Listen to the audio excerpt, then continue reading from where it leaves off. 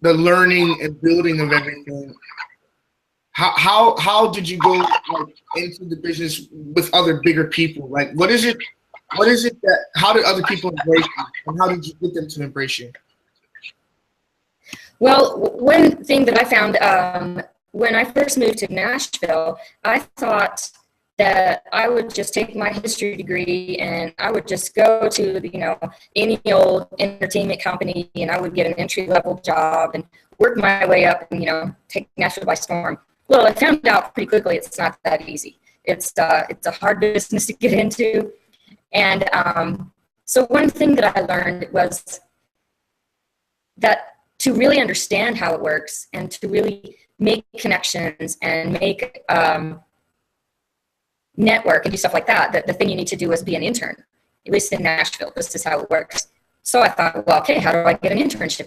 Well, at that time, the only way to get an internship was if you're in school. But so I went back to school mostly just so I could get an internship. I mean, I wanted to learn stuff too, and I did with a music business degree, with a marketing double major. I learned a lot more about how it all works. But probably more important than that was the connections that I made. Meeting people at the university that I went to, Belmont, many of my professors were people who work in the music business, and then they teach on the side. So you learn real world experience, and you also make connections that way. But my best connection was my internship, and I chose it carefully. I knew that they had just started a new record label in Nashville at that time, and they put a woman as the label head, and she was the first woman to head a label. And I thought, that's who I want to learn from, a woman who's figured out how to be a big boss in an industry that's very male-dominated.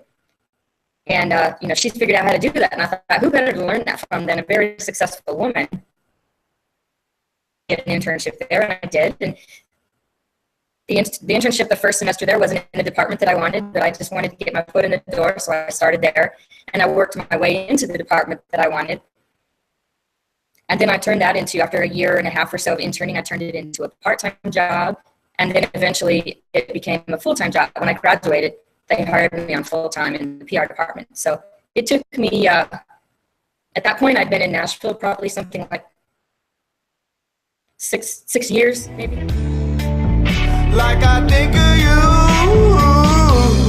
I don't think I've ever been out crying in the rain.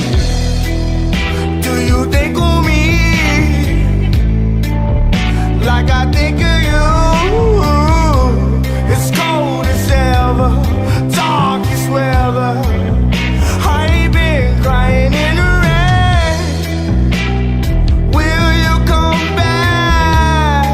Will you come back to me, please? The views, it hits me so hard, it brings me to my knees. When I looked around, you're all I see. I could get rid of all your things, but Hello everyone, it's Montez Becamish. Thank you so much for tuning in. It means so much. Of course, we got those 3 things we need you to do. We need you to click that bell for notifications, because I go live quite often, and also I have lots of uploads. If you don't click that bell, you're not going to get a notification.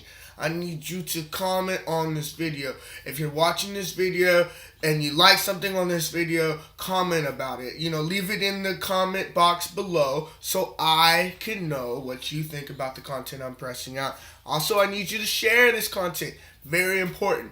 If you're sharing, it's caring, and I need you to care. Check it out. I've got a Facebook. All you gotta do is type in my name, and that's probably the best way you're going to get a hold of me. I'm very active on Facebook. You can also follow me on Twitter. I'm pretty active on that. If you tweet me, I tweet back. That's just how it works. I'm pretty active on Twitter, and I enjoy using it very often. If you have not subscribed to the channel, itsmontez.com, go ahead, subscribe. That way you can get all the updates. Click the bell.